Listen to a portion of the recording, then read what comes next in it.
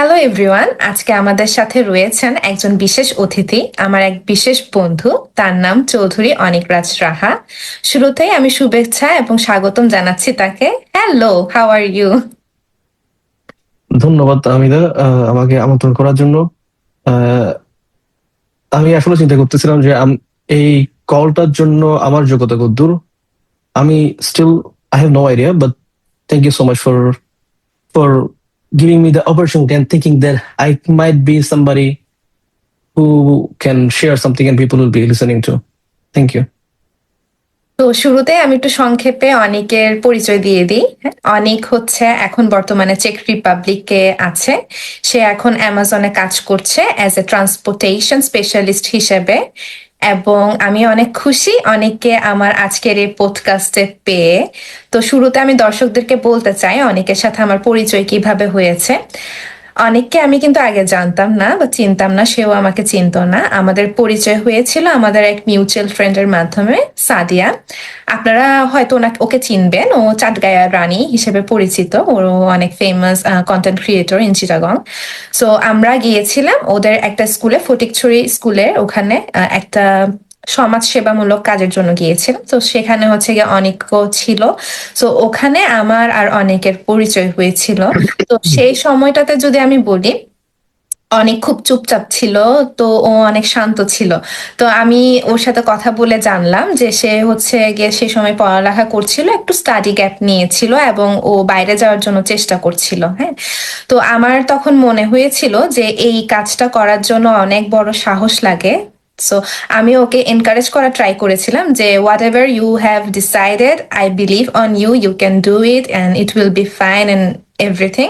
And যেদিন আমরা হচ্ছে চলে যাচ্ছিলাম চিটাগংয়ে, ফটিকছড়ি থেকে চিটাগংয়ে, আমি ওকে বলেছিলাম আসলে না আমি একটা স্বপ্ন দেখছি, যে স্বপ্নের মধ্যে আমি দেখলাম যে তোমাকে এম্বাসি থেকে কল করেছে, যে তোমাকে বলছে যে অনেক তোমার ভিসা হয়ে গেছে, তাড়াতাড়ি চলে আসো।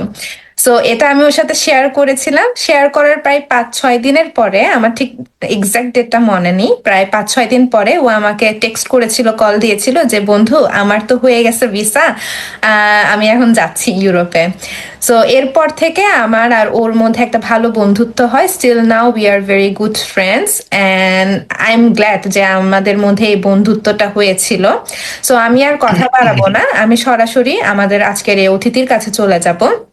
এবং শুরু করার আগে আমি একটু বলবো আমার দর্শকদেরকে, আজকের এই পডকাস্টটা অনেক বেশি আপনাদের জন্য ইম্পর্টেন্ট, যারা এইচএসসির পরে, যারা হচ্ছে গিয়ে অনার্সের জন্য বাইরে আসতে চাচ্ছেন, যারা অনার্স বাইরে করতে চাচ্ছেন, তাদের জন্য এই আজকের এই প্রোগ্রামটি, আজকের এই পর্বটি খুবই গুরুত্বপূর্ণ। কারণ আজকের এই পর্বের মাধ্যমে আপনারা জানতে পারবেন আপনাদের রিয়েল এক্সপিরিয়েন্স সম্পর্কে, যে পড়ালেখার পাশাপাশি আপনারা কিভাবে লিভিং কস্ট বহন করবেন, বা কি কি ধরনের আপনাদের সুযোগ থাকবে, বা কি ধরনের আপনাদের চ্যালেঞ্জেস মোকাবেলা করতে হবে, সবকিছু আজকের এই পর্ব থেকে আপনারা জানতে পারবেন।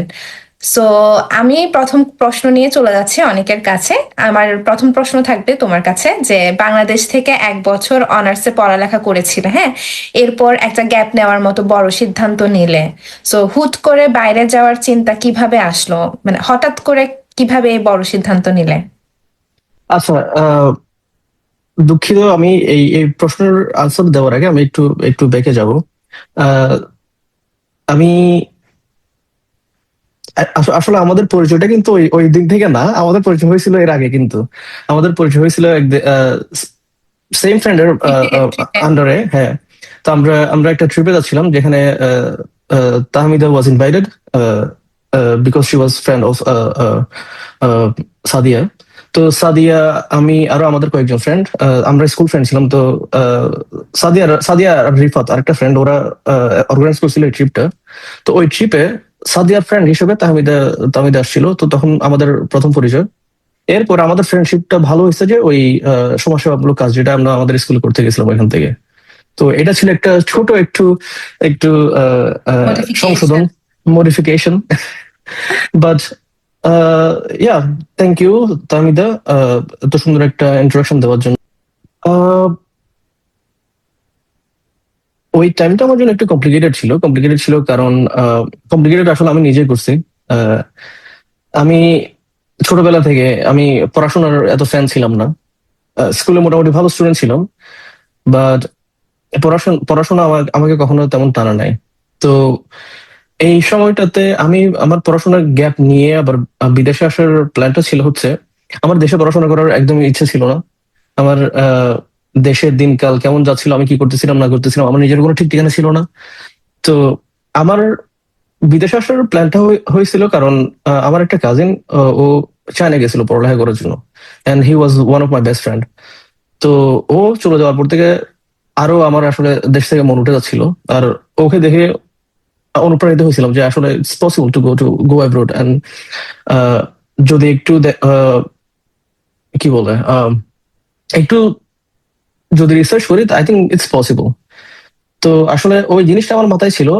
আর 50% ছিল মাথায় ছিল হচ্ছে আমি পড়ালেখা করবো না, আর 50% মাথায় ছিল হচ্ছে যে আমি করলে বাইরে যাই করবো।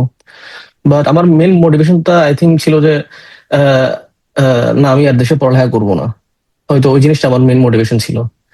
বাট যখন আমার কাজিনকে দেখলাম যে বিদেশে গেছে, আহ, ভালোই করতেছে, তো ওই জিনিসটা আমাকে আলাদাভাবে অনুপ্রাণিত করছে আর কি।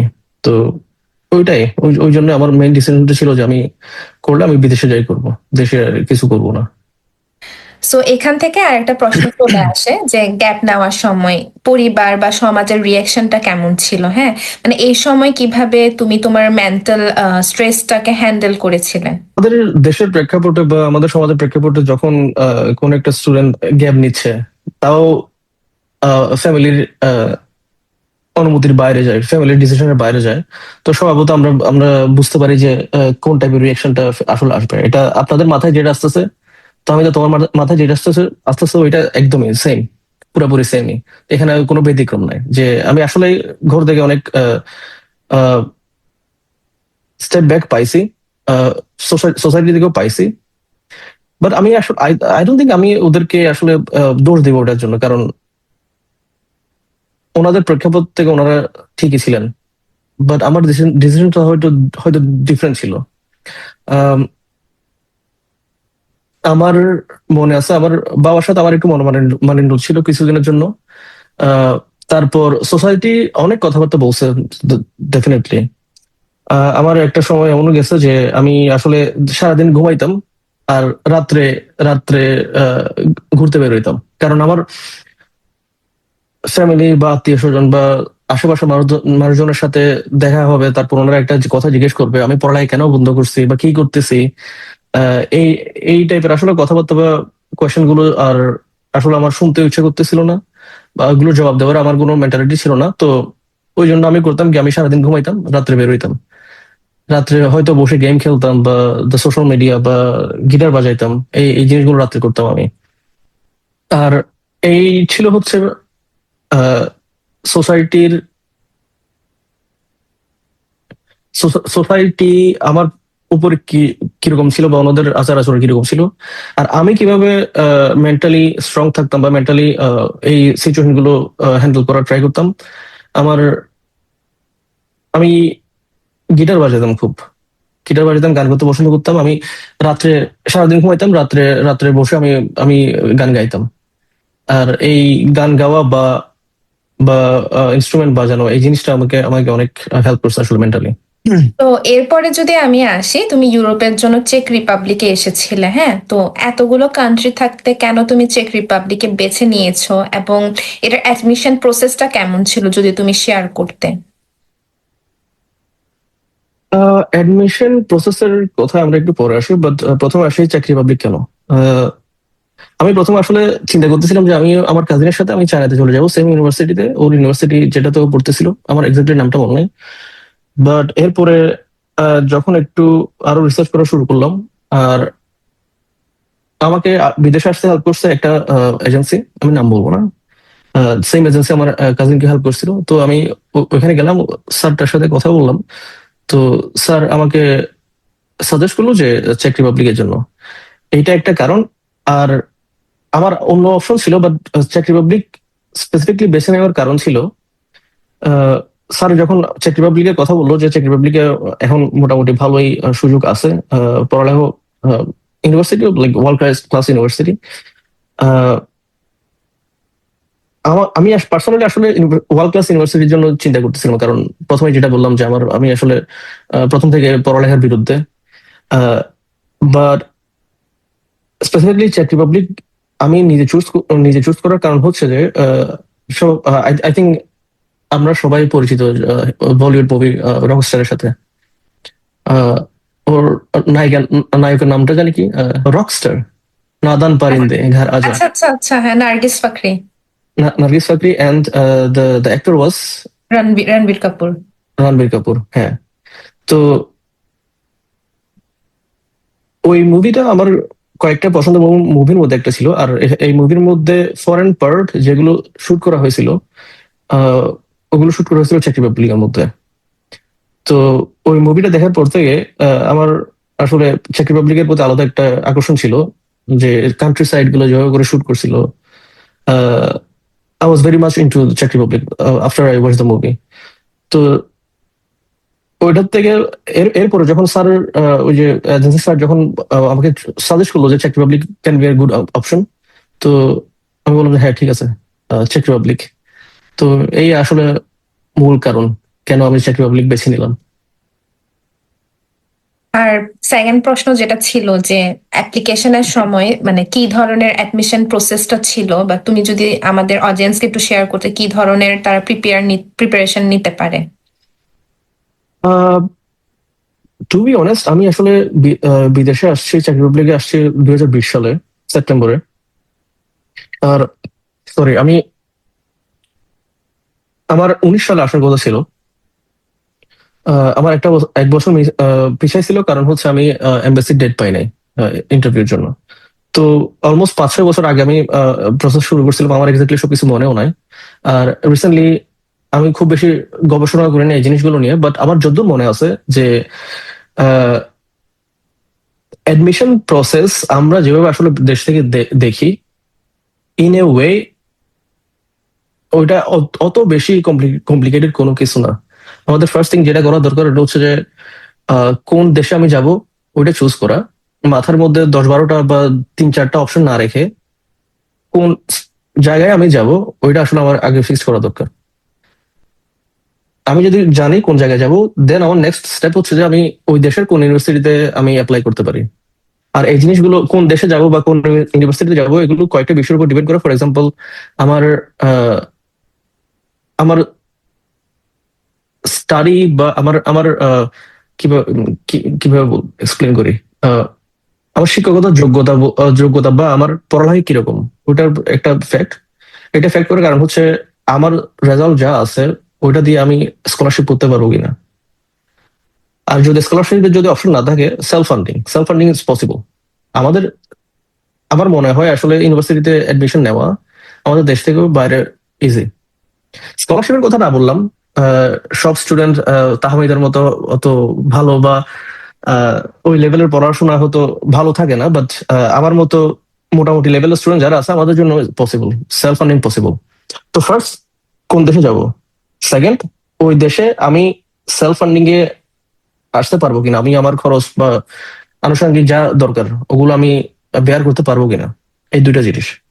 তো আমি যখন জানি যে কোন দেশে আসবো, আমি জানি যে ওই দেশের সেলফ ফান্ডিং আমি পড়াশোনা করতে পারবো, এরপর আমি একটা ইউনিভার্সিটি চুজ করলাম। কোন ইউনিভার্সিটিতে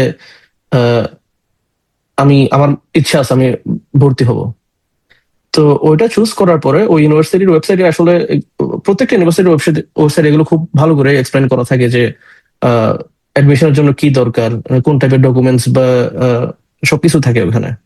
তো ওগুলোর উপর ডিপেন্ড করে আমি আস্তে আস্তে বা যে চাচ্ছে বিদেশে যাওয়ার জন্য তারা আস্তে আস্তে ডকুমেন্ট গুলো প্রিপেয়ার করা শুরু করতে পারে। তারপর একটা ব্যাপার থাকে যে ম্যাক্সিমাম সব ইউনিভার্সিটির মধ্যে বিদেশে আসার জন্য প্রথম বছরের টিউশন ফিটা দিয়ে আসতে হয়। তো ওই জিনিসটা ওই ওই ওই ওই টিউশন ফিটা দিতে হবে প্রথম।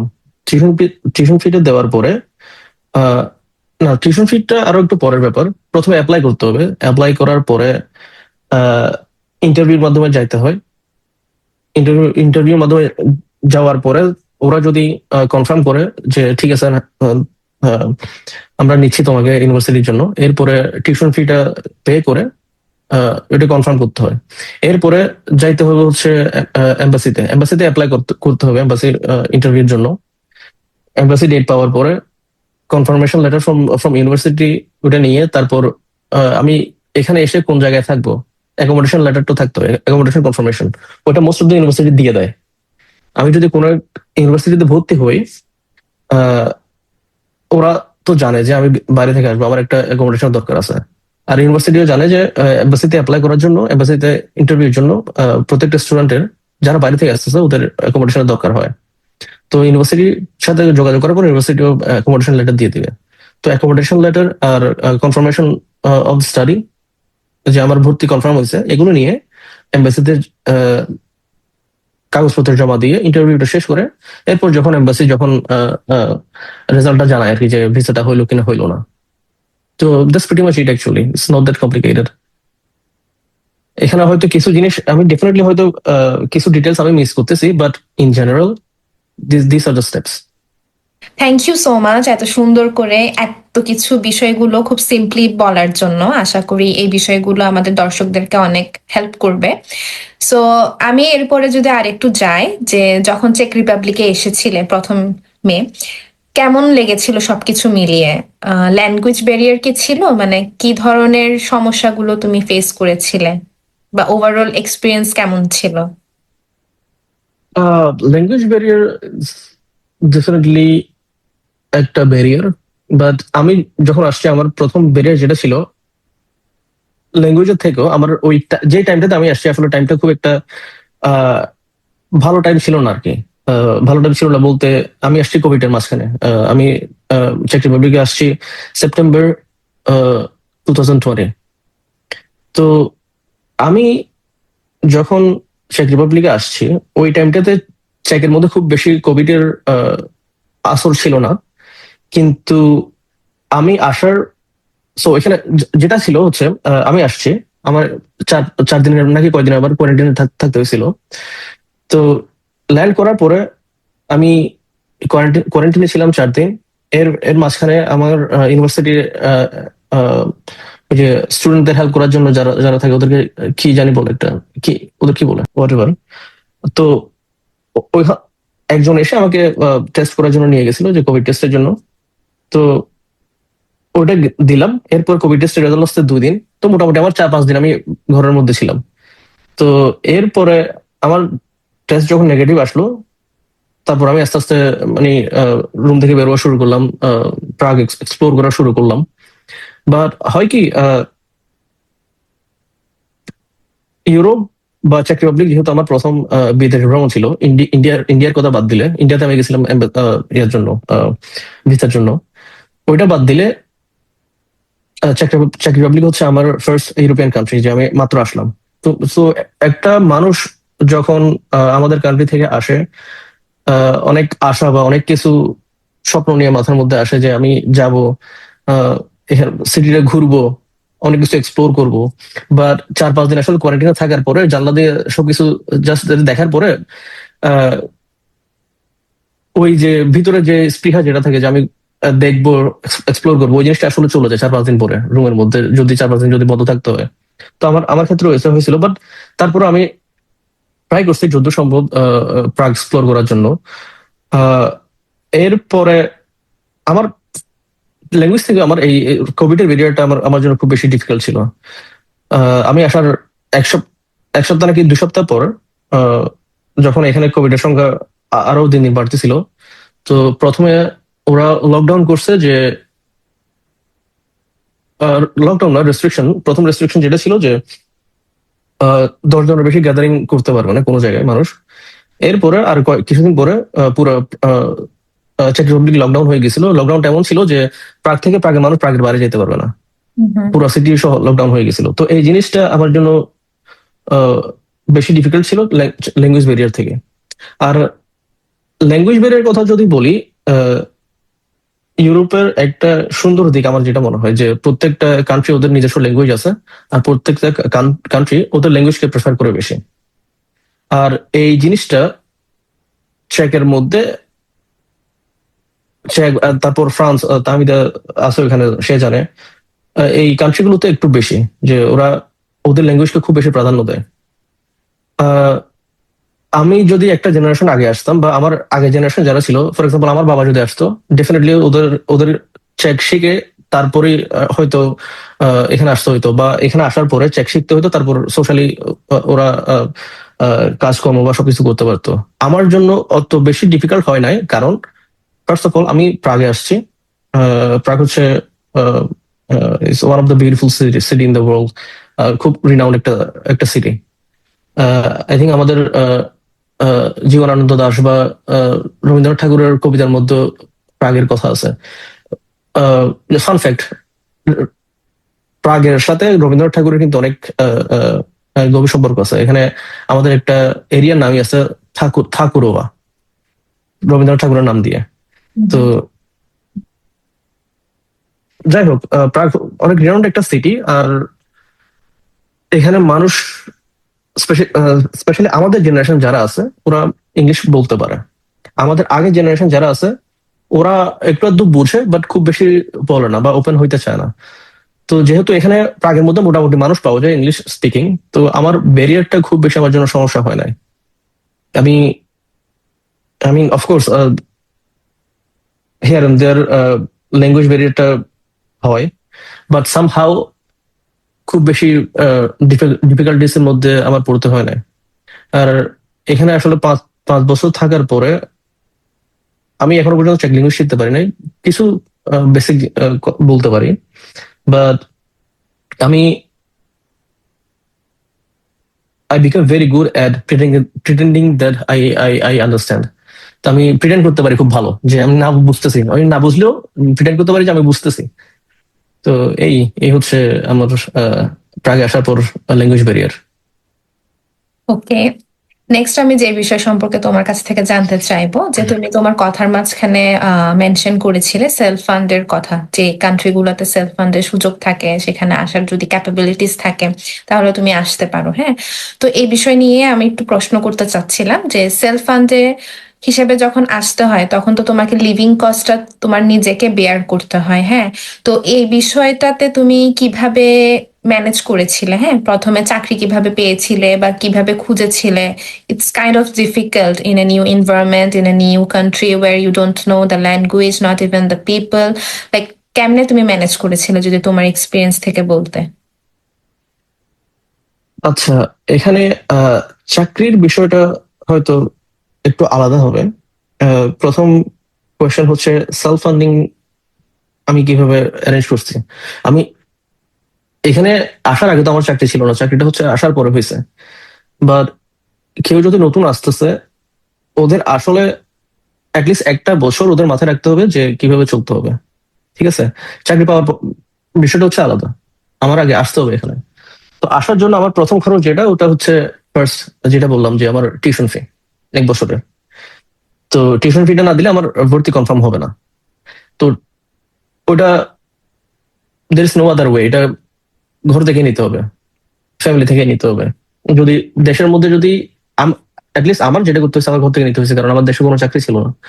তো কারো যদি দেশে নিজের যদি কোনো ফান্ডিং থাকে, নিজের যদি কোনো সেভিংস থাকে, বা ওটা দিয়ে করতে পারবেন, না হলে ঘর থেকে নিতে হবে, দ্যাটস ফর শিওর। তারপর হচ্ছে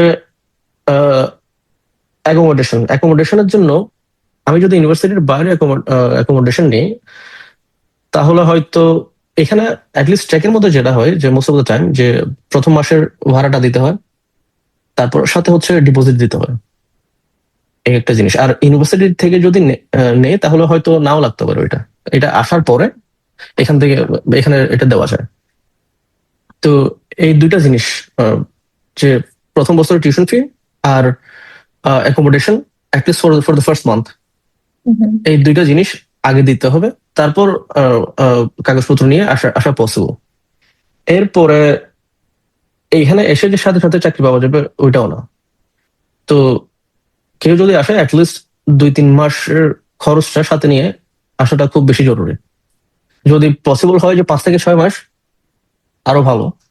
বা যদি পসিবল না হয় অ্যাটলিস্ট 2-3 মাস, 2-3 মাসের খরচ নিয়ে আসাটা খুব ইম্পর্টেন্ট। প্রথম প্রথম বছর টিউশন ফিতে চলে গেলো, তো ওই জন্য প্রথম বছরের জন্য কোনো টেনশন নেই। বাট আমার অ্যাটলিস্ট এখানে থাকতে হবে, ভাড়াটা দিতে হবে, খাইতে হবে। খাওয়া দাওয়ার ব্যাপার। হ্যাঁ, তো এই জিনিসের এই জিনিসপত্রগুলোর জন্য একটা অ্যাটলিস্ট 3-4 মাস বা 2-3 মাসের একটা অ্যামাউন্ট নিয়ে আসাটা খুব জরুরি।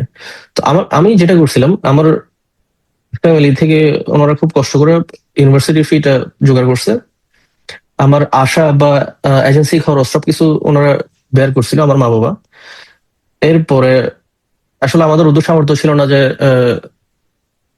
পুরা 1 বছরের বা এখানে যতদিন আছে আমার চাকরি করতে হবে না, আমার মা বাবা খরচ চালাবে, তো আমাদের উদ্যোগ সামর্থ্য নেই।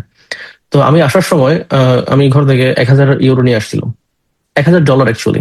হুম, তো লিমিট লেস দেন 1,000 ইউরো। হুম, তো $1,000 নিয়ে আসছিলাম।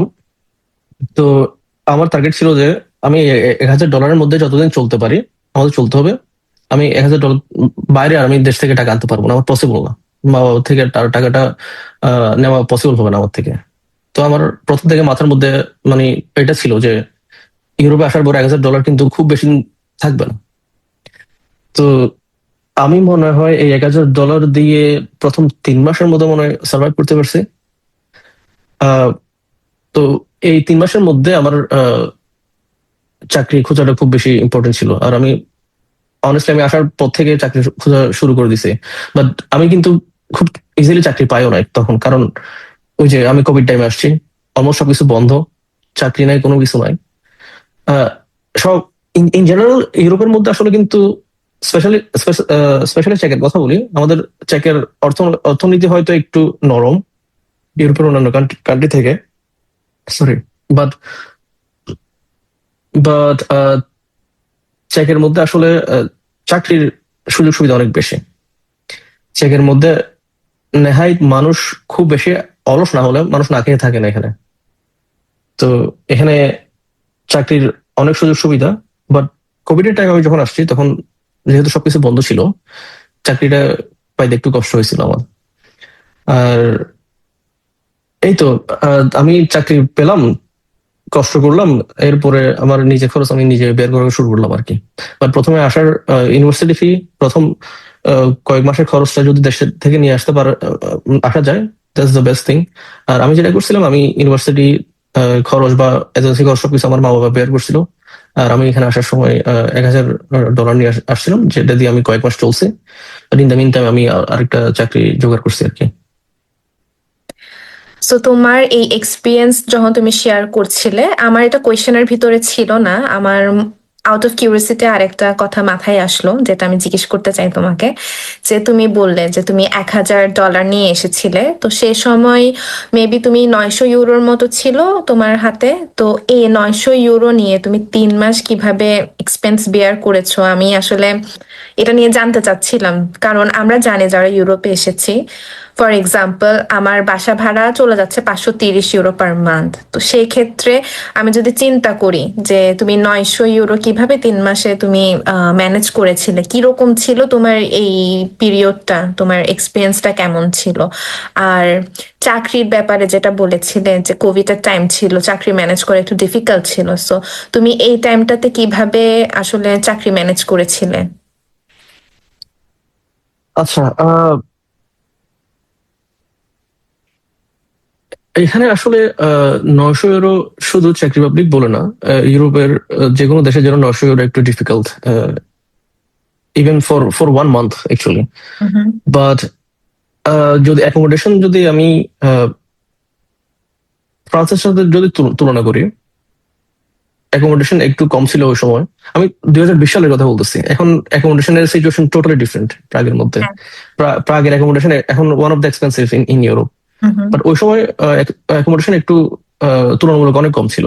হ্যাঁ, তো এটা একটা দিক। আর এরপরে হচ্ছে ট্র্যাকের অন্যান্য খরচপত্র খুব একটা বেশি ছিল না অন্যান্য, if you compare with France. Hmm, hmm, তো ওই সময়টা ওরকম ছিল। বাট তারপরও 900 ইউরো দিয়ে 3 মাস চলাটা খুব ডিফিকাল্ট। আমি সামহাউ সার্ভাইভ করতে পারছি, কারণ আমার মাথায় ছিল যে আহ, আমার এই 1,000 ইউরোই আছে, আমার সামহাউ চাকরিটা জোগাড় করতে হবে। আর যেহেতু কোভিড টাইম চলতেছে, চাকরি নাই, কোনো কিছু নাই, তো আমার I have to be very careful what I'm expend where I'm spending money and this kind of things. আমার এখনো মনে আছে যে এই প্রথম 3 মাস আমি চাকরি পাওয়ার আগে এখান থেকে আমি কখনো কোনো শপিংও করিনি। আমার প্রথম শপিংটা আমি করছি, জাস্ট একটাই শপিং করছি, ওটা হচ্ছে আমার একটা জ্যাকেট কিনতে হয়েছিল এখান থেকে। কারণ আহ, দেশ থেকে যে জ্যাকেট নিয়ে আসছিলাম এগুলো এখানে কাজে আসে না। তো এই জ্যাকেটটাই আমি কিনছি। এই জ্যাকেটটা দিয়ে আই থিঙ্ক আমি প্রথম মোটামুটি 1 বছর এখানে, যে আমার 1 বছরটা আমি ওই সেম জ্যাকেট দিয়ে কাটাইছি আমি। তো এই একটু ফ্রুগাল হইলে আসলে পসিবল, একটু ফ্রুগাল হইলে আর হচ্ছে যে আহ, আমার মনের মধ্যে যদি থাকে যে না আমার আসলে টিকতে হবে এখানে, তো এনিথিং ইজ পসিবল। এই একটা ব্যাপার। তো এভাবে করে আমি প্রথম 3 মাসটা কাটাইছি 900 ইউরো দিয়ে। বাট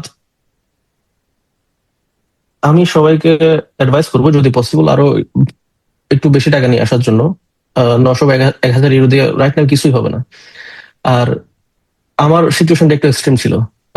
সামহাও আমি সার্ভাইভ করতে পারছি, but it doesn't mean that এটা সবার জন্য পসিবল হবে বা সবার জন্য অ্যাডভাইজেবল হবে। খুব বেশি ডিফিকাল্ট হয়ে যায়। তারপর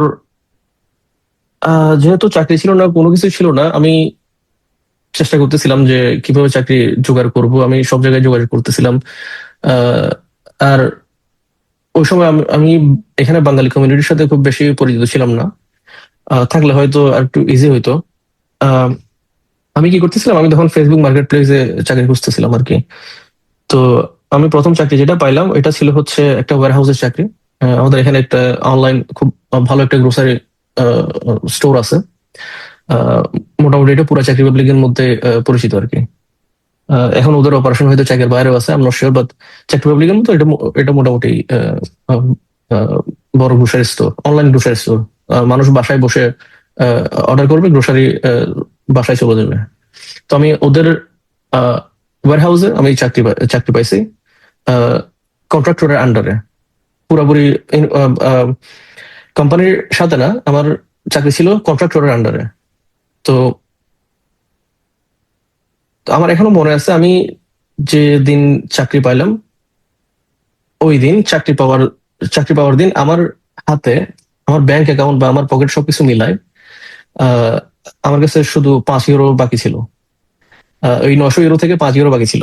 আমি একদম ওই লেভেলে চলে গেছিলাম যে খাইতে পারবো কিনা পারবো না, ওই ওই ওই ওই ওই পর্যায়ে চলে গেছিলাম। তো চাকরি পাইলাম, খুশি, খুব খুশি।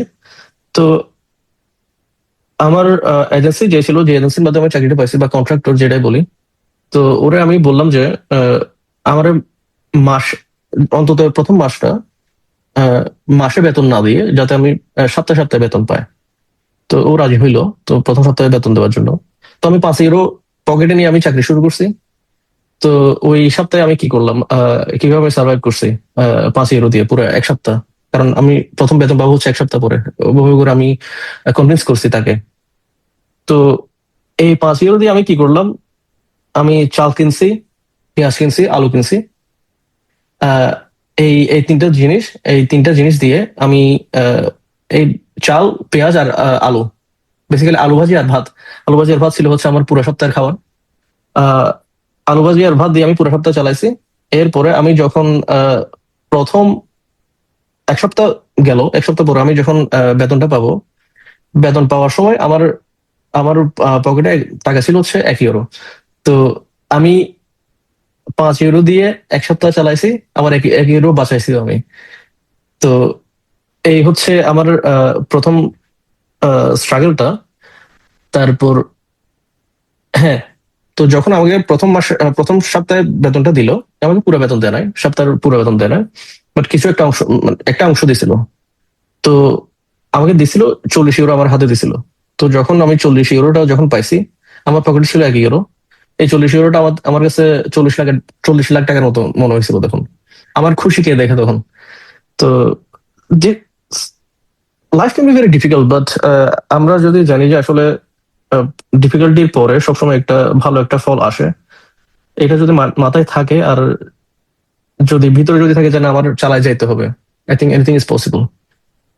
হয়তো অনেকের খুব এমন মনে হইতে পারে যে আমি মানে খুব বানাই বা কাহিনী বলতেছি বা স্টোরি বলতেছি, বাট যার যেটা মনে হোক, but this it was my life. আমি এভাবে করে আমি প্রথম চাকরিটা পাইছি। আর difficult, life can be very difficult if you don't know what to do, it can be very difficult. এই হচ্ছে অ্যাকচুয়ালি আমার আই ওয়ান্ট আমার টু সে লাইক কাহিনী। আমি এই টাইমটাতে অনেককে সরাসরি দেখেছিলাম আসলে। সো এমন না যে কোনো কিছু বাড়ায়ে কমিয়ে বলছে, it's exactly the real story of his life. And hmm. I feel very proud of him, like না the way he is now doing, I am really proud of him. Thank you, thank you. আর একটা বিষয় হচ্ছে, আমি এই কথাগুলো কিন্তু তাহমিদাকেও বলি নাই। তাহমিদা আমার one of the best friend. আমরা রেগুলারলি কথা কথা বলতাম। ও আমার খবর রাখতো কি হচ্ছে না হচ্ছে, বাট আমি কিন্তু তাহমিদাকেও কথাগুলো বলি নাই। আমার কিছু কাজিন বিদেশে আছে, ওনাদেরকেও বলি নাই। আমার মা বাবাকে তো বলিও নাই।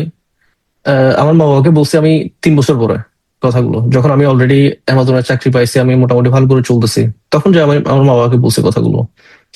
আর আমার এখনো মনে আছে, আমার একটা কাজিনের সাথে আমি কথা বলতেছিলাম। উনি ঢাকাতে থাকে, ভালো চাকরি করে। তো কথায় কথায় একদিন বলতেছিলাম যে, তাও অলমোস্ট প্রায় 1.5 বছর বা 1.5 বছর পরে মনে হয় ওই কাহিনীর। তো এরকম এরকম অবস্থা ছিল আমার। তো আমার কাজিন আমার বলতেছিল যে, তুই আমারে বলতে পারতে, আমি আমি তোর কিছু টাকা পাঠাইতাম। বলছিলাম আমি বলি নাই আর কি, যে কারণ আমার মাথায় ছিল যে না, আমি আজকে বলবো, তারপর একটা সমাধান হইলো, এরপর আবার পর আহ, যদি সলিউশন যদি হয়ে যায়, ওইটাই আমার সলিউশন হয়ে যায়। আমি কাউকে বললাম যে আমি এরকম সিচুয়েশনের মধ্যে আছি, তো ডেফিনেটলি আমার কাজিন বা ফ্যামিলিতে যদি আমার মা বাবাকেও বলতাম, হয়তো আমার মা বাবাও ট্রাই করতো টাকা পাঠানোর জন্য। হয়তো আমার কাছে আর্থিক সহযোগিতা চলে আসতো, বাট ওইটাই আমার জন্য সলিউশন হয়ে যাইতো তখন। আমি যদি নিজে থেকে যদি সলিউশন বের করতে না পারি বা না করতাম, তাহলে যে মানুষ আমাকে হেল্প করছে ওইটাই আমার সলিউশন হয়ে যাইতো। কারণ ওইটাই ওইটাই যদি আমার সলিউশন হয়ে যাইতো, পরে আবার যখন আমার টাকার দরকার বা টাকার সংকট, তখন আমার মাথায় ওই সলিউশনটা তো, ঠিক আছে আমি আমার কাজিনের সাথে কথা বলি বা আমার মা বাবাকে বলি, হয়তো ওনারা আবার পাঠাবে বা। তো এই জিনিসটা আমার করার ইচ্ছা ছিল না, তো ওই জন্য আমি কখনো কাউকে বলিও নাই। আর জিনিসগুলো নিজের ভিতরে রাখছি, আর চেষ্টা করছি যে না, আমার আসলে আহ, করতে হবে, আমার করতে হবে, সামহাও আমার জোগাড় করতে হবে। তো এভাবে করে জোগাড় করলাম আর কি। আর এই তো এই তো এটা হচ্ছে এটা হচ্ছে আমার প্রথম দিকের স্ট্রাগল, বাট এখন মোটামুটি ভালোই আছে। নেক্সট আমি যে প্রশ্নতে আসবো, যে পড়াশোনা আর কাজ এই দুটো কিভাবে একসাথে ব্যালেন্সড করেছিলে? আহ, পড়াশোনা আর কাজ আসলে একটু ডিফিকাল্ট হয়ে যায়। এটা শুধু আমার জন্য না, এটা সবার জন্যই। আহ, আমি যখন আমার ইউনিভার্সিটি শুরু হয়েছে, আহ, তখন আমার এই জবটাও চলতেছিল, যে ওয়্যার হাউসে যে জব জব যেটা করতেছিলাম। তো আমি ওয়্যার হাউসে জব করতাম আহ, 3 দিন, সপ্তাহে 3 দিন, আর বাকি 3 দিন আমি ইউনিভার্সিটিতে ক্লাস করতাম। আহ, মাঝে মধ্যে যদি আমার এখানে হয় কি আসলে 3 দিন বা 4 দিন ক্লাস, এটা ইউনিভার্সিটির উপর ডিপেন্ড করে। আর তারপর আমি কোন প্রোগ্রামে পড়তেছি ওটার উপর ডিপেন্ড করে। তো মাঝে মধ্যে কোনো সপ্তাহে দেখা যায় যে আমার শুধু 2 দিন ক্লাস আছে, মাঝে মধ্যে 3 দিন ক্লাস। তো ওটা ওভাবে করে আমি পার্ট টাইম জবটা ওভাবে করে নিতাম। আহ, তো ওভাবে করে আমি যাই শিফটটা করতাম। আর আমার প্রথম জবের মধ্যে এই যে ওয়্যার হাউসের জব, এটাতে উম, কষ্ট ছিল, কারণ হচ্ছে আমার পুরো শিফটটাই হচ্ছে 8 ঘন্টা শিফট ছিল। পুরো শিফটে হচ্ছে হেঁটে চাকরি করতে হইতো আর কি। বেসিক্যালি আমি কি করতাম, ওইটা হচ্ছে ওয়্যার হাউসের বিভিন্ন জায়গায় বিভিন্ন প্রোডাক্ট রাখা আছে। অর্ডারের উপর বেস করে আমি ওই জায়গাগুলোতে যাই, প্রোডাক্ট গুলো নিয়ে ওগুলো কনভেয়ার বেল্টে তুলে দিতাম। এরপরে কনভেয়ার বেল্ট থেকে ওটা যাইতো প্যাকেজিং এর জন্য। মাঝে মধ্যে আমি প্যাকেজিং সেক্টরেও থাকতাম। তো 8 ঘন্টা ওভার টাইম হিসাব করলে মাঝে মধ্যে 10-11 ঘন্টা করতাম। তো 8 ঘন্টা অন অ্যাভারেজ 25 থেকে 30 কিলোমিটার হাঁটা হইতো এখানে আমার ওয়্যার হাউসের মধ্যে। তো এই এই জিনিসটাই ছিল, মানে ফিজিক্যালি চ্যালেঞ্জিং ছিল, ফিজিক্যালি খুব চ্যালেঞ্জিং ছিল। এরপরে যাই ইউনিভার্সিটির সাথে কিভাবে মানাইছি, আসলে করতে হবে, there is no other way. আমি স্টুডেন্ট হিসেবে এখানে আসছি, আমার পড়ালেখাটা যদি রাখতে চালাইতে হয়, সাথে আমার এক্সপেন্স যদি আমার নিজে চালাতে হয় তাহলে আমার পড়ালেখা চাকরি দুইটা আমার একসাথে করতে হবে, there is no other way. আর যখন মানুষ বলে না, যখন দেওয়ালে পিঠ থেকে যায় তখন সলিউশন নিজে থেকে চলে আসে। হুম, এটা তুমি ঠিক বলেছো যে যখন আমরা একদম চূড়ান্ত পর্যায়ে চলে আসি, আমরা জানি না আমাদের লিমিট কতটুকু, তখন আমরা সেই অসম্ভব কাজগুলো খুব স্মুথলি করি বা আমরা খুব সুন্দর করে হ্যান্ডেল করতে শিখি। এটাই হচ্ছে হুম, আমাদের লাইফ এক্সপিরিয়েন্স। হ্যাঁ। আর এখানে আরেকটা জিনিস বলি, আমি ওই টাইমে শুধু আহ, যে ওয়ার হাউস চাকরি করতাম ওইটা না, তো আমি সপ্তাহে 3 দিন বা 4 দিন ডিপেন্ডিং অন মাই ইউনিভার্সিটি এখানে ওয়ার হাউসে চাকরি করতাম। এরপর আমার যদি আরো সুযোগ থাকতো, স্পেশালি যখন আহ, আহ, ওদের কি সামার ভ্যাকেশন যখন থাকে, তো ওই টাইমে তো আমি 4 দিন করতাম হচ্ছে এই ওয়্যার হাউসে, আর 2 দিন আমি ফুড ডেলিভারি করতাম। তো দুইটা চাকরি আমি একসাথে করতাম অ্যালংসাইড মাই ইউনিভার্সিটি। হুম। তো তো কখনো কি তোমার মনে হয়েছে যে ভুল সিদ্ধান্ত নিচ্ছ? যদি বাংলাদেশে থাকতে তোমার লাইফটা একটু ডিফারেন্ট হতো বা তুমি অন্যরকম একটা লাইফ লিড করতে পারতে? আহ, আসলে বাংলাদেশ বাংলাদেশ থেকে আমি আসছি এইটা মাথায় নিয়ে যে আমি আসলে বাংলাদেশে থাকবো না, আমার আহ, ওইখানে পড়ালেখা করার ইচ্ছা নাই, ওটা মাথায় নিয়ে আসছি। আর ভুল সিদ্ধান্ত টু বি অনেস্ট আমার কখনো মনে হয় না। হ্যাঁ, আমি কষ্ট পাইছি, কষ্ট করছি। আহ, মাথার মধ্যে মাঝে মধ্যে এটাও আসছে যে আমি দেশে থাকলে হয়তো আমার এত কিছু করতে হইতো না, আমি রাজার হালে থাকতাম। আহ মা রান্না করতেছে, আমি খাচ্ছি, ঘুমাচ্ছি, দেশও। কিন্তু আমার এটা মনে হয় না যে এটা ভুল সিদ্ধান্ত ছিল, কারণ দেশ থেকে আসার সময় আমার সামহাও আমার মাথার মধ্যে এটাই ছিল যে আসলে দেশে বসে যে আমি খাচ্ছি, ঘুমাচ্ছি, this this not for me. আমি আসলে এর দূরের মধ্যে আমার লাইফটা আমি সীমাবদ্ধ করতে চাই না। আর বিদেশে আসার সময় আমার মাথার মাথার মধ্যে আমি এটাই নিয়ে আসছি যে না, আসলে আমার স্ট্রাগলটা করতে হবে। আমি সামহাউ আমার মাথার ভিতরে ছিল যে আমার স্ট্রাগলটা হবে ওখানে, তো আমি স্ট্রাগলটা হবে, স্ট্রাগলটা করব, আমি ওইটা মাথার মধ্যে নিয়ে আসছিলাম। বাট মাথার মধ্যে থাকা আর আসলে being in the situation is very different. আমি মাথার মধ্যে আমার স্ট্রাগল করতে হবে ওইটা আছে, বাট আমি যখন আসলে স্ট্রাগলের সম্মুখীন হয়েছি, টোটালি ডিফারেন্ট সিনারিও। আসলে আহ, এই তো মানে যুদ্ধের কথা শোনা আর যুদ্ধে নিজে যোগদান করা ইজ ভেরি ডিফারেন্ট। তো কষ্ট হয়েছে, বাট যেহেতু আমার মাথার মধ্যে ছিল যে আমার আসলে করতে হবে, তো সামহাও আমি করছি, করছি আর সার্ভাইভ করছি। সো এত কিছুর পরে যখন লিস্ট এখন তুমি নিজের উপর like self dependent, financially stable হয়েছো, সেলফ ডিপেন্ডেন্ট হয়েছো, তোমার এটা এখন কিরকম লাগে তোমার নিজের কাছে? তোমার সবচেয়ে বড় ইন্সপিরেশন কি ছিল এই সব কিছুর মাঝখানে? ইন্সপিরেশন ইন্সপিরেশনের কোয়েশ্চেন যদি করো তাহলে আসলে I am not sure what can I say. কারণ আম, মানুষের সবসময় সবার or most of the time মানুষের একটা রোল মডেল থাকে। বাট সামহাও আমার আহ, আমি কখনো রোল মডেল ফলো করি নাই বা কাউকে ওভাবে করে রোল মডেল দেখি নাই বা পাই নাই। বাট আমার ইন্সপিরেশন যদি বলতে হয় সেটা হচ্ছে ওইটাই যে আমার আমার আসলে করতে হবে। আমি দেশ থেকে আসছি, কারণ দেশ থেকে আসছি স্ট্রাগল করার জন্য, স্ট্রাগল করার চিন্তা মাথায় নিয়ে। তো আমি স্ট্রাগলের মধ্যে আছি, এখন আমার স্ট্রাগলটা করতে হবে। I think that was my motivation. আমার রোল মডেল বা মোটিভেশন যদি হয় তাহলে আই থিঙ্ক এটাই, যে আমার আসলে করতে হবে, there is no other way. ওই যে আমাদের দেশে একটা কথা আছে না, যে বুড়ি মরুক শালা ফাটুক। তো that was my motivation or role model, whatever you say. আর এখন যে একটা মোটামুটি একটা স্টেবল অবস্থায় আছি, স্টেবল অবস্থা থেকে কেমন ফিল হয়? ফিলটা হয় হচ্ছে আমি চিন্তা করি মাঝে মধ্যে, এ, আহ, 4-5 বছর আগে আমার লাইফ কিরকম ছিল, ইভেন বাংলাদেশের লাইফ কিরকম ছিল।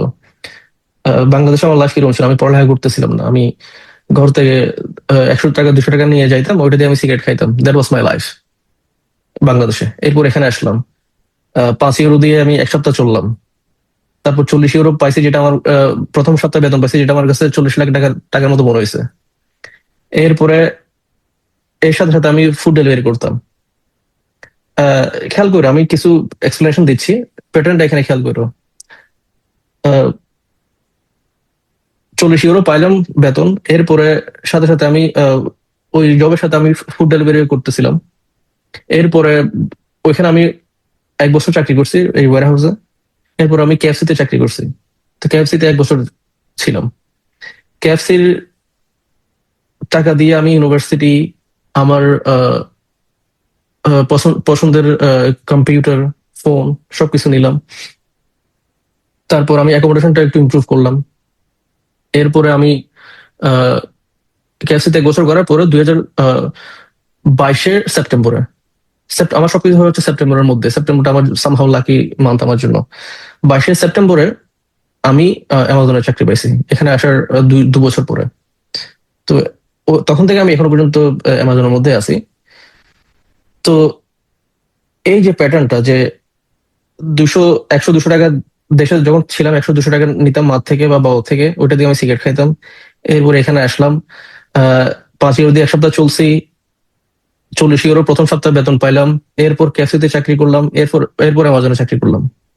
এই প্যাটার্নটা হচ্ছে আস্তে আস্তে আস্তে আস্তে আমি আমার মানে একটু একটু করে একটু একটু সাকসেসের দিকে, সাকসেস যেটা মানুষ বলে আর কি, সাকসেস আমার হচ্ছে একটু একটু। তো আমি যদি 5 বছর বা 6 বছর আগে আমার লাইফ চিন্তা করি আর এখন চিন্তা করি, আকাশের পাতাল তফাৎ। আমি I do feel proud of myself ওই দিনগুলোর কথা চিন্তা করলো, আর এখন যদি এটা চিন্তা করি যে আমার ডিসিশনটা, it was one of the best decision I have ever made, যে বিদেশে আমার আসতে হবে। আমি কষ্ট করবো, বিদেশে আসবো, এটা আমার বেস্ট ডিসিশন ছিল। There is no question about that. আর ভালো লাগে চিন্তা করলে যে লাইফটা তখন কেমন ছিল আর এখন কেমন আছে। সো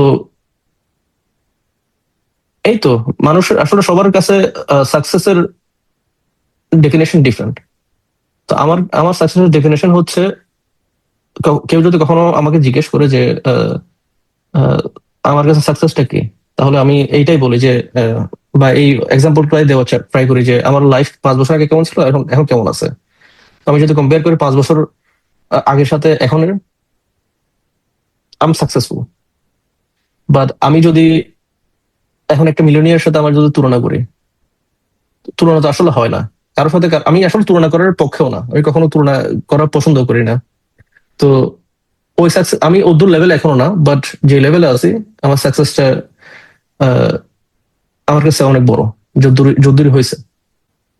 সো আজকের এই কথা থেকে বা কনভারসেশন থেকে আসলে কিন্তু অনেক কিছু বিষয় চলে আসে, এবং আমরা দেখতে পারি যে হচ্ছে গিয়ে বাইরে যাওয়া এই না যে হচ্ছে আহ ঘুরবো ফিরবো পড়ালেখা করব, এটাই লাইক আমরা সোশ্যাল মিডিয়াতে ছবি আপলোড করছি হাসি খুশি, that that doesn't mean that এটাই হচ্ছে গিয়ে বাইরের লাইফস্টাইল। হ্যাঁ, আমরা আজকে অনেকের লাইফ থেকে দেখতে পারি যে হচ্ছে গিয়ে বাইরে এসে তোমাকে হচ্ছে গিয়ে তোমার লিভিং কস্ট বেয়ার করতে হবে, তোমাকে সবকিছু চিন্তা করতে হবে, তোমার চাকরি খুঁজতে হবে যদি তোমার চাকরির প্রয়োজন হয়, এবং চাকরি প্লাস পড়ালেখা সবকিছু মিলিয়েই তোমার লাইফটাকে মেনটেন করতে হবে। That's how you can survive in abroad.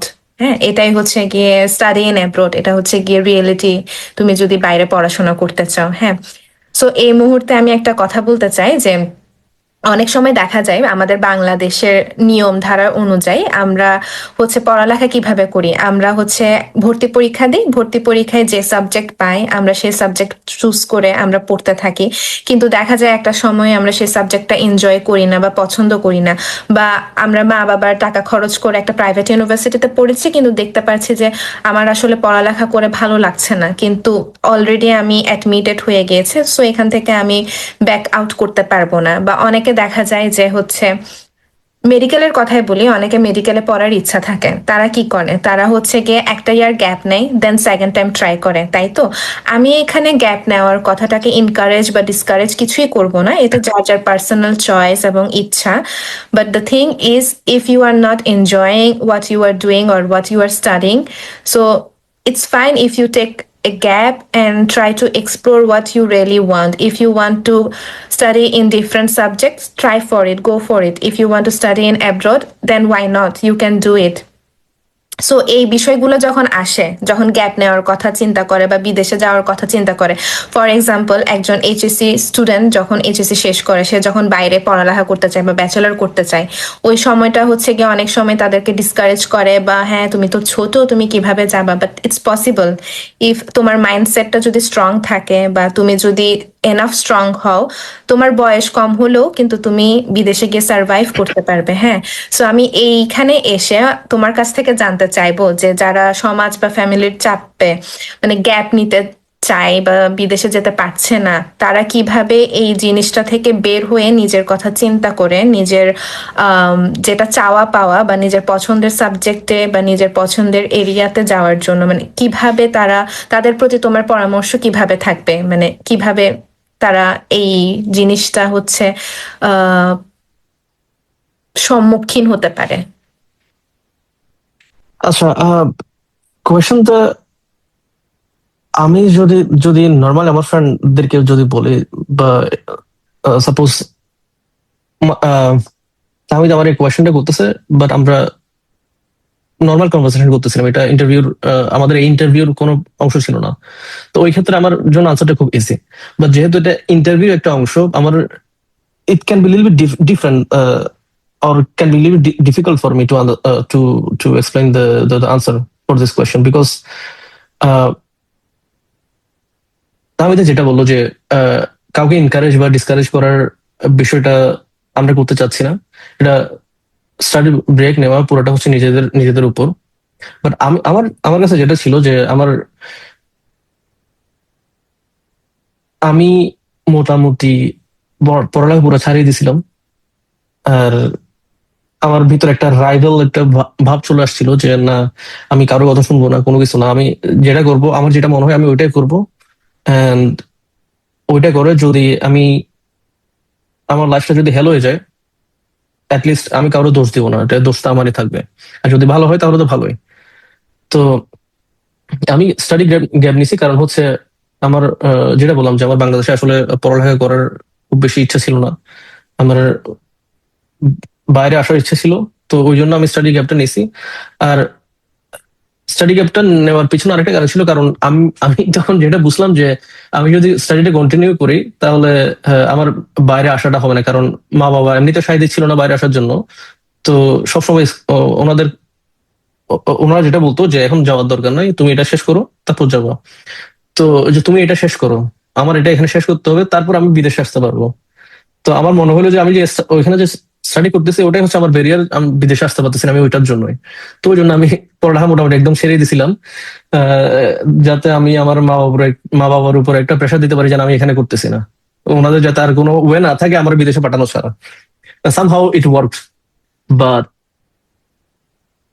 আমি কাউকে এনকারেজ এনকারেজ করবো না যে এই সেম জিনিস, সেম পন্থাটা বেছে নেওয়ার জন্য।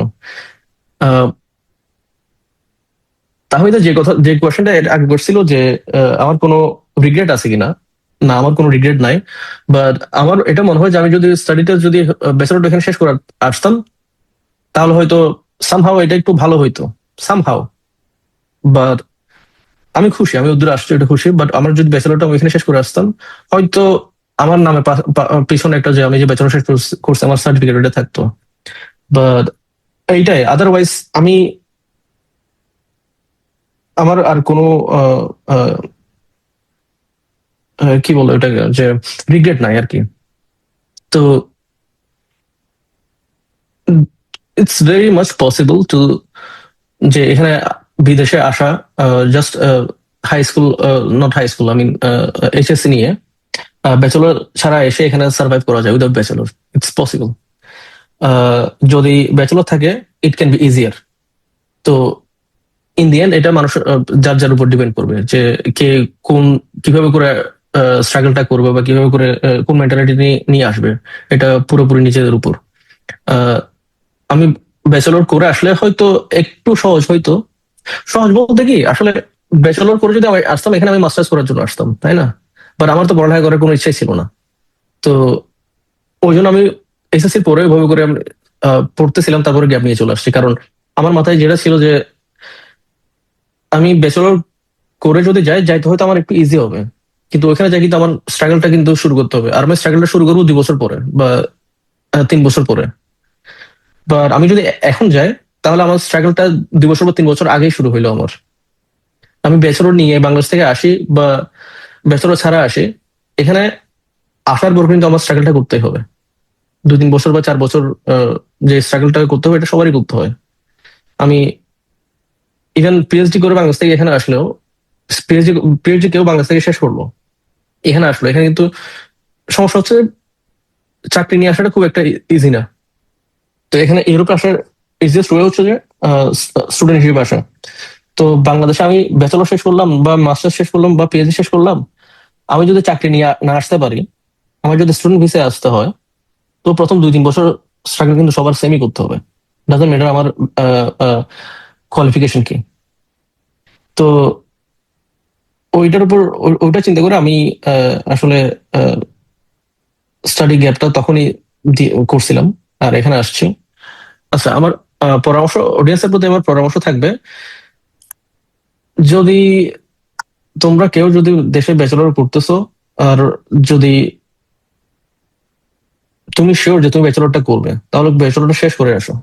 আমার মতো স্টাডি গ্যাপ দিয়ে আমাকে দেখে যে আমি এখানে গ্যাপ দিয়ে আসছি, তারপর আমি সার্ভাইভ করতেছি, ভালোই করতেছি, এটা দেখার দরকার নাই। যার যার লাইফ তার তার উপর। আমি যেটা করছি তোমার ওইটা করার দরকার নাই। আহ, তুমি যদি জানো যে তুমি ব্যাচেলরটা করতেছো, ফর এক্সাম্পল ইঞ্জিনিয়ারিং তুমি করতেছো, রাইট? তুমি যদি জানো যে আহ, ওই ইঞ্জিনিয়ারিং এ তুমি করবা, তাহলে ওইটা শেষ করে তুমি আসো। আহ, আর যদি তোমার যদি মনে হয় যে না, আমার দেশে করার, আমি দেশে কিছু করবো না, আমার বিদেশে চাইতে হবে, আহ, তাহলে ঠিক আছে, চলে আসো। ওইটা এইচএসসি করেও বিদেশে আসা পসিবল, ব্যাচেলর ছাড়া বা কোনো কোনো রকম কোনো উচ্চতর শিক্ষা ছাড়া বিদেশে আসা পসিবল। তো once again, it will depend on you, তোমার প্রেফারেন্স কি। তোমার যদি স্ট্রাগলটা এখন করতে হয় তাহলে তুমি এখন চলে আসো, 2 বছর পরে করতে হলে 2 বছর পরে আসো। আর যদি তোমার লক্ষ্য যদি ফিক্স থাকে যে না, আমি এখানে মেডিকেলে পড়তেছি বা ডাক্তারি করতেছি বা ইঞ্জিনিয়ারিং পড়তেছি, কারণ আমি চাই যে আমি করব, তাহলে ওইটা করে তারপর আসো। এই হচ্ছে আমার আমার অ্যাডভাইস বা পরামর্শ। থ্যাংক ইউ সো মাচ এত ব্যস্ততার মাঝে আমাদেরকে সময় দেওয়ার জন্য। এবং আমি অনেক সৌভাগ্যবান মনে করি লাইক তোমাকে আমার গেস্ট হিসেবে পেয়ে, তোমার লাইফ এক্সপিরিয়েন্স সম্পর্কে জেনে। অ্যান্ড আমি শিওর আমাদের অডিয়েন্স অনেক কিছু জানতে পেরেছে, শিখতে পেরেছে, এবং তাদের জন্য এটা অনেক সুবিধা হবে তাদের লাইফে ডিসিশন নেওয়ার ক্ষেত্রেও। So thank you so much. And আমি বলতে চাই I am really proud of you. Thank you, thank you. No, seriously thank you Tamida for this interview. But আমি এট দ্য সেম টাইম আমি সরি বলবো আমাদের অডিয়েন্সকে, কারণ আমি, আমার আসলে খুব বেশি এক্সপিরিয়েন্স নাই ইন্টারভিউ কিভাবে দিতে হয় এভাবে। তো আমি যেভাবে করে কথা যেগুলো বলতেছিলাম, it's like basically my corporate mindset, whenever we are in some kind of meeting or something in our office. তো কর্পোরেটে হয় কি, যে একটা লাইন সুন্দর করে না বলো, এটাকে খুব গুছায় গুছায় বানায় অনেক বড় করে বলতে হয়। It's the way how corporate works, right? তো আমার মাথার মধ্যে হয়তো সবসময় বা আমার কথাবার্তা বলার ধরনের মধ্যে এই জিনিসটা চলে আসে সবসময়, যে আনসার খুব ইজিলি হইতে পারে, বাট আমি এটা 10 লাইন এক্সট্রা করে বলি। তো আই হোপ সামহাউ এই 10 লাইন যেটা এক্সট্রা বলছো, এখানে কয়েকটা সেন্টেন্স লিস্ট মানুষের কাজে আসবে। তো ওয়ান্স এগেন দুঃখিত ওইটার জন্য, আমার আনসার যদি খুব বেশি গোছানো মনে না হয়, দুঃখিত। বাট থ্যাংক ইউ দামিদাকে। আমার এই যে আমার ইন্টারভিউটা তুমি যে নিলা, তোমার মনে হইলো যে মানুষ আমার থেকে কিছু শিখবে, তো এই এই চিন্তাটা আসলে অনেক বড়। তো আমি আসলে খুব খুব কি বলবো, আসলে ভালো লাগতেছে এটা এটা এটা চিন্তা করে ভালো লাগতেছে যে মানুষ আমার কথা শুনবে। আর বিদেশে আসার ক্ষেত্রে আই থিঙ্ক আমার থেকেও ভালো পরামর্শ দিতে পারবো হচ্ছে তাহমিদা। তাহমিদা ইরাসমাস মুন্ডুসের সাথে আছে, ইরাসমাস মুন্ডুস, রাইট? তো ওর এই জিনিসগুলো নিয়ে ওর আইডিয়া খুব ভালো। আহ, আর যদি লাইফ এক্সপিরিয়েন্স জানতে হয়, তাহলে লাইফ এক্সপিরিয়েন্সের ক্ষেত্রে হয়তো আমি ভালো পরামর্শ বা গাইড করতে পারবো, বাট বিদেশে আসার ক্ষেত্রে তাহমিদার এক্সপিরিয়েন্সটা খুব বেশি। সো ধন্যবাদ তাহমিদা। সো দেখতে দেখতে আমরা প্রোগ্রামের শেষ মুহূর্তে চলে আসলাম। সো আমার মনে আছে কনভারসেশনের শুরুতে তুমি বলেছিলে তোমার শখ ছিল গান গাওয়া আর গিটার বাজানো। সো আমি চাইবো যে তুমি আমাদের দর্শকদেরকে একটা তোমার গান শোনাও। And now you said before, so you cannot make any excuse that you cannot sing. So you have to sing for us. আচ্ছা, এখানে আসার পর আসলে খুব একটা বেশি গান বাজনা বা গিটার বাজানো খুব একটা বেশি হয়ে ওঠে না, কারণ সময় সুযোগ সুবিধা সবকিছু একসাথে মিলে না সব সময়। বাট আমি মাঝে মধ্যে চেষ্টা করি যখন একা থাকি গিটারটা একটু নেওয়ার জন্য, দু একটা লাইন যদি গাইতে পারি নিজের জন্য ভালো লাগে। তো ঠিক আছে, আমি একটু চেষ্টা করে দেখি আহ, দুই এক লাইন শোনানো যায় কিনা।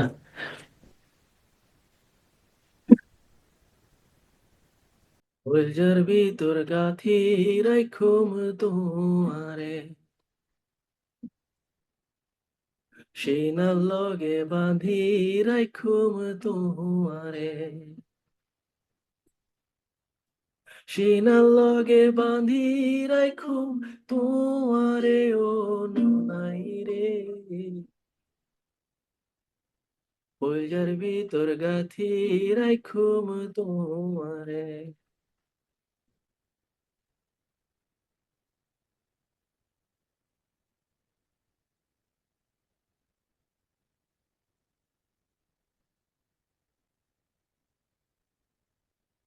তুই হইলে আর হইলদের বেডু পরানোর ধান, তোরে সারা নটি গেয়া বিদেশত ফরান।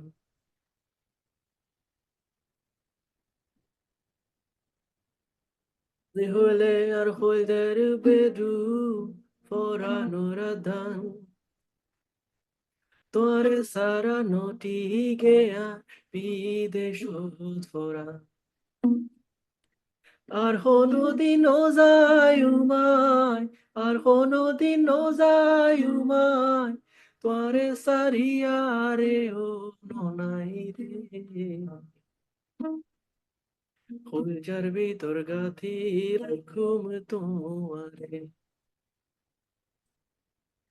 সিনা লগে বাঁধি রাখুম তোমারে, সিনা লগে বাঁধি রাখুম তোমারে ও নাই রে, কলজার ভিতর গাথি রাখুম তোমারে।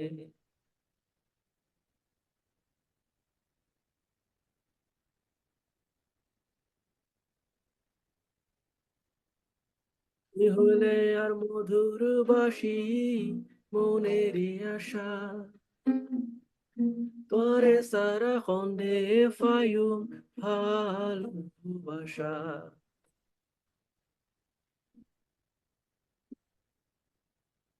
তুই হলে আর মধুর বাসি মনেরই আশা, তোরে সারা খন্দে ফায়ুম ভালোবাসা। মধুর মধুর গান শুনায়ো, মধুর মধুর গান শুনায়ো, নিশিত জাগিয়া রে ও ননাই রে, ওইটার ভিতর গাথি রাখুম তোমারে, শিরার লগে বাঁধি রাখুম তোমারে, শিরার লগে বাঁধি রাখুম তোমারে ও নাই রে, কলজার ভিতর গাথি রাখুম তোমারে।